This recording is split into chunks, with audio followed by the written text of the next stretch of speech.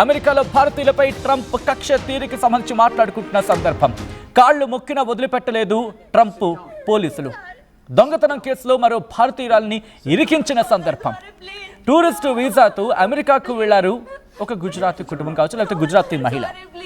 అమెరికాలో ఓ సూపర్ మార్కెట్కు వెళ్లి వస్తువులతో పాటు తమ్ముడికి షర్ట్స్ తీసుకుంది ఆ మహిళ.